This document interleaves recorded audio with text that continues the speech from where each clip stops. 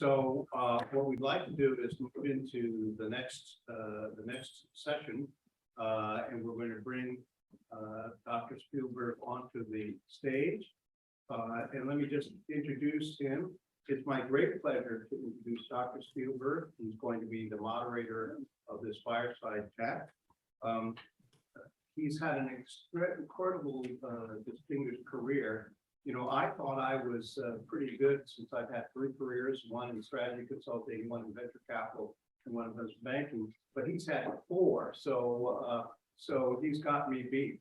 But just the things that you want to know is he started out as a very, very successful and prominent pediatric physician, but he also had 2 other careers before working with us. Actually, I guess 3 actually. He was the dean of the Dartmouth Medical School. He was the VP of Pediatric Drug Development at J&J for 10 years and got a number of important drugs approved there.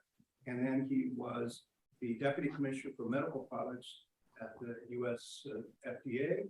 And of course, you know, that's probably about 80% of the FDA. And it does not include food safety, and he is very pleased that he was not involved with overseeing food safety. And then he has had a wonderful role with us for a number of years, where he lends his formidable scientific background and his obvious tremendous expertise on regulatory approvals, et cetera, to the work that we do for clients. And he's involved with so many of the different projects that we do. So I can't think of anyone better to be the moderator than Dr. Spielberg, and I'm going to turn it over to you to conduct the fireside chat with Peter Marks. Thanks, Peter. It's so good seeing you again, Peter Marks. And thank you for that marvelous presentation. As you were talking, I was thinking back to medical school, the 1960s, when our discussions and fantasies barely a decade after the discovery of DNA and its structure and its potential meaning. And we would sit around at night when I was doing my Ph.D. in my laboratory, snowed in the lab in Chicago during the winters, thinking, when will we finally have something that can be turned into therapeutics? And it's incredibly gratifying to actually live long enough to see that happen. And here we are. And I think so many of your comments were right on the mark. I'd like to take a look just at 3 things that have occurred to me over time that sort of relate to some of the things you were talking about, Peter. New things. One is new vaccines. One is new diseases.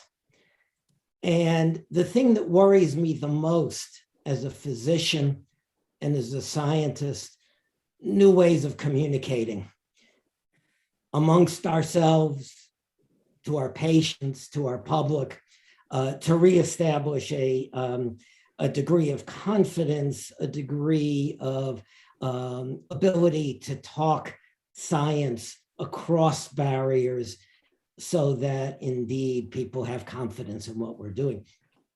Starting off with the new vaccines, and I know we've been talking about this on the side. Any thoughts from FDA's point of view? I know everybody's concerned about moving from seasonal to universal vaccines. As a pediatrician, and as the father of a pediatric pulmonologist, I'm looking at the RSV outbreak this year. I don't think my son David has been home in weeks now. And the hospital is absolutely overflowing with RSV. I would point out that the first RSV vaccine was tried in 1966 when I started medical school. It was a total flop. And here we are, how many, almost 50 years later, and we're still struggling with RSV vaccines. So any thoughts on new technologies and new ways of working together and funding? You mentioned warp speed, to get out from under our old vaccine technologies. Yeah. So the problem we've had with vaccines over the years is that until more recently, when we've now all realized what pandemics can do to us, vaccine research was a bit of a backwater. Why? Because if you were a company, it's a financial issue, right? I'm an hematologist oncologist by training. So what do you want to do? Make an oncology drug that you can charge $100,000, $200,000 a year for because it's given repeatedly, and the cost of goods is reasonably low, or make a vaccine that at most the margin you can make on is 10 or 20% because it's, and you give it once and you can't really charge more than a modest amount for it because it's being given to everyone and it needs to be a reasonable cost. You can see where people put their investment. Now, on the other hand, we realize what this the problem here is. Here we are where I just give you an example from Operation Warp Speed. Now, some people said, well, oh my goodness, Operation Warp Speed was $15 billion, put into vaccines. Well, if you could have avoided shutting down the economy for 6 weeks at a cost of like 1.1 or $1.2 trillion, wow, that's a pretty good return on investment. So I think we're going to have to start to decide that as a society, we want to put in the effort here to getting to new generations of vaccine.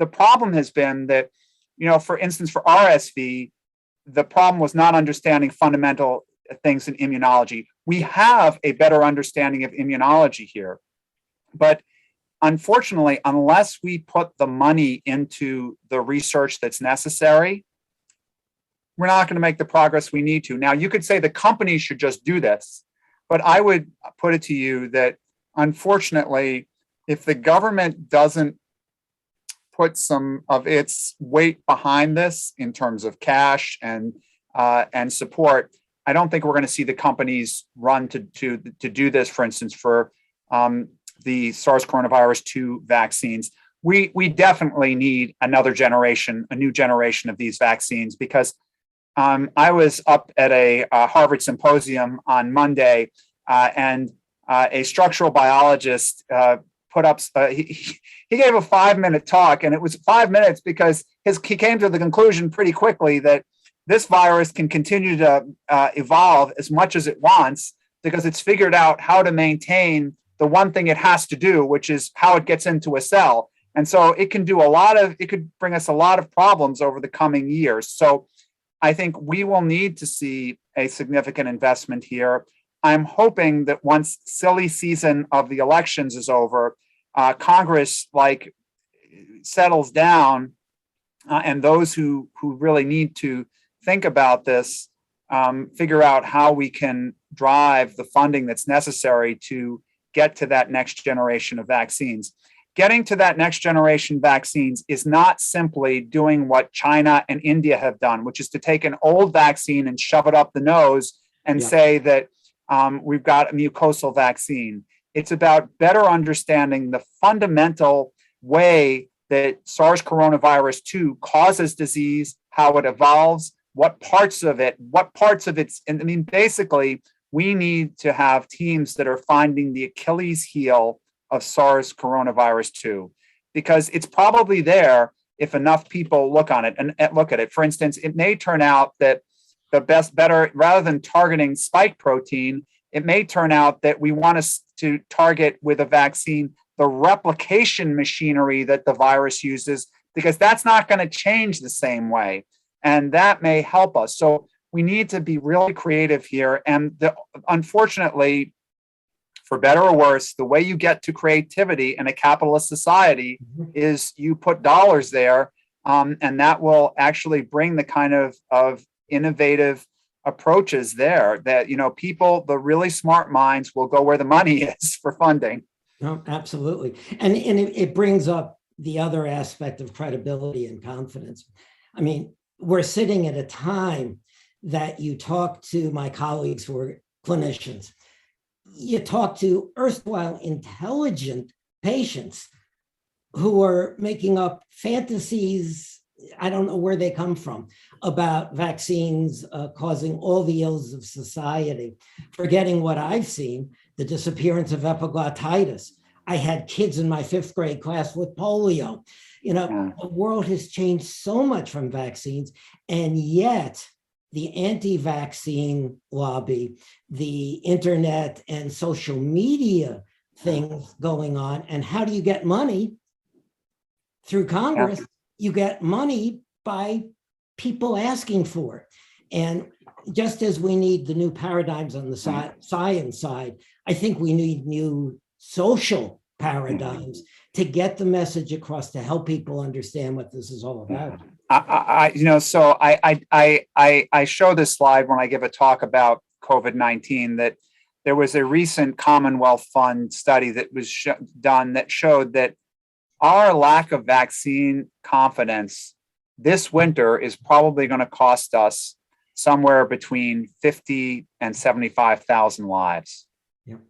In other words, they predicted that we could save 75,000 lives easily if we could get our booster, the booster usage up much higher. Now, you're going to see in the papers in the next days, you might see stories about, well, maybe this bivalent booster isn't that much better than the prior booster, but it doesn't matter. A booster is what people need to get right now. And so the conversations that are going on these days have been really challenging. It's because science has been kind of brought into politics, and or politics has been brought into science, and it's become a real mess.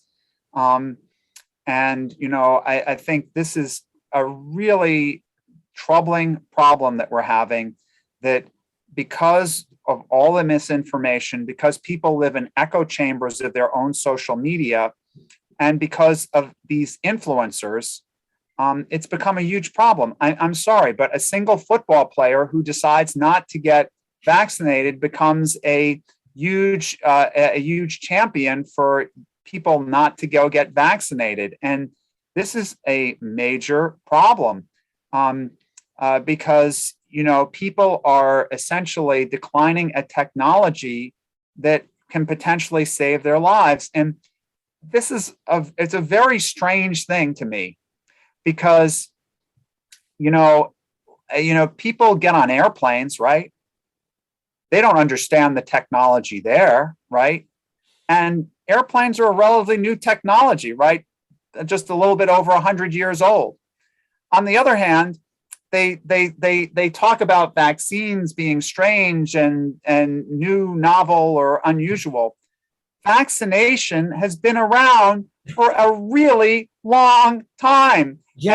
Actually, I have to compliment. It's one of the few things that people don't realize was that General George Washington was one of our first generals that actually understood biologic warfare, because he actually was concerned about getting his troops vaccinated at the time, variolated, against smallpox, because he was worried the British were going to infect them. So people are scared of this, something that's been around for an incredibly long time.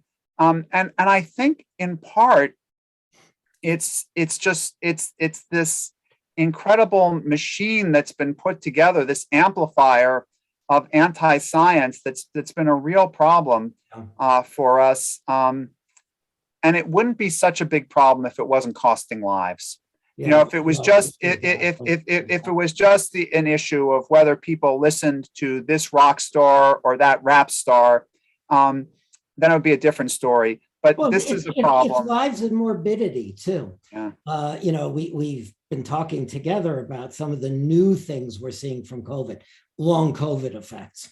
Okay. And I talked to my internal medicine colleagues, to my pediatric medicine colleagues, about new diseases that they are seeing that are in fact impairing the lives of their patients, and for which they don't have a single idea what's really going on, nor how to address it. It reminds me of, I grew up in the rheumatic fever era. The bugs cause immune responses. Gee, strep did a long time ago, but we've forgotten. And the number of children that I used to see with rheumatic heart disease, rheumatic nephritis, and the long-term consequences of that, the morbidity that these patients have to live with, their families, and today the enormous costs that are going into and will increase in managing long COVID issues. I sort of go back to something I've always worried about. We teach science abysmally in school, from grade school to high school and beyond. Kids come away thinking science is a bunch of factoids that you got to memorize, not a process for understanding nature, for advancing nature. I got furious listening to people saying, well, 1 week you tell me this about COVID, and the next week you tell me something else.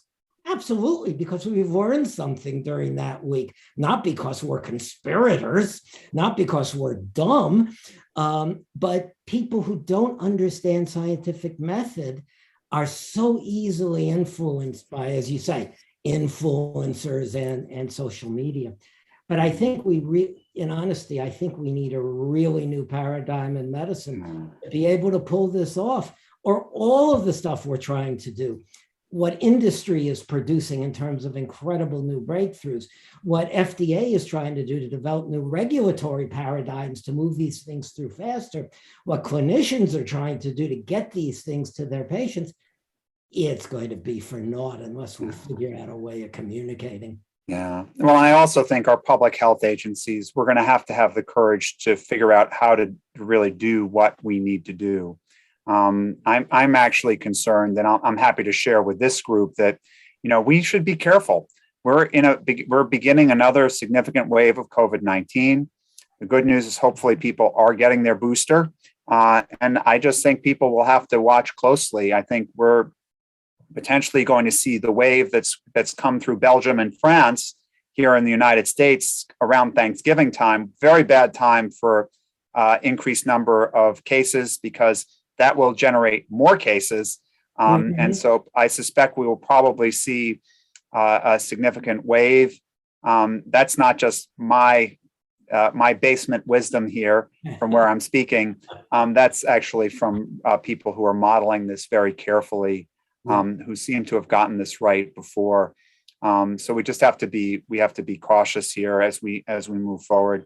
And I think that doesn't mean we become hermits, but it does mean, for me, when I go in crowds, I try to wear a mask up when I can. And we just make sure we take appropriate precautions. But your point's very well taken here, that unless we start to teach science differently, I mean, science education, we could go on for that for a long time, because it actually, when science is taught well, it is incredibly engaging to students. And it actually can show people how we do end up getting to where we get to, where, yes, things change with you learn more. But unfortunately, you're right. When it's taught as just a bunch of factoids, it doesn't get us there. And I have to say, the other piece that has not helped is that our scientific communities' desire to be celebrities has not helped the issue. Yeah. That is, individual doctors who have decided that they'll take some controversial stance or some non-scientific stance in order to get attention has led to a diminution of the entire profession. And so, again, I don't know how to deal with that, because I am a true believer in free speech. On the other hand, there is a place where free speech crosses a line. I don't know exactly where that is, but at a certain point in a public health emergency, something probably is equivalent to yelling fire in a movie theater, and you have to figure that out. So I think we as doctors and as professionals are going to have to figure that out for the good of the country, because these pandemics are not going to go away. They're not. And what we're very worried about this year is that, although even if COVID-19 isn't very bad, respiratory syncytial virus is a challenge. The good news is, for those who might be interested, there are vaccines that have been submitted to FDA for consideration. They do not seem to suffer from the previous problems of the RSV vaccines. They, at least from what's in the public reports of them, without without saying anything that I can't say, the public reports are that they actually have good efficacy. Yeah. And I think that'll be a good thing for RSV. Not going to help us necessarily this season when it could be bad. And influenza, which we have a vaccine for, that's not ideal, but it's better than nothing, could also be a problem this season. We're seeing big spikes in that. So good idea to get a flu vaccine if you have not remembered to do so already this year. And the good news is flu shots can be given at the same time as the booster for COVID-19. The only shot that you really, I don't like to have people get at the same time as they get a COVID-19 vaccine is the shingles vaccine, because those are both whoppers in terms of the side effects that sometimes happen in terms of fatigue. And you don't need to be doubling the fatigue from one or the other of those, or the pain in the arms.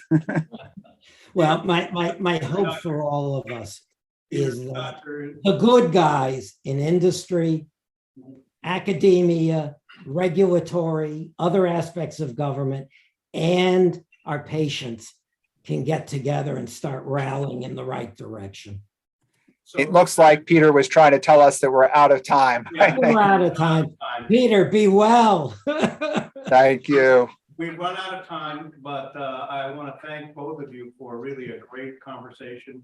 And thank you in particular, Peter, for sharing with us your keynote speech, but also the discussion with Dr. Spielberg about what the developments are. We're big fans of yours, and we're rooting for you on the sidelines for the work, the very, very important work that you're doing at the FDA, and you should be congratulated.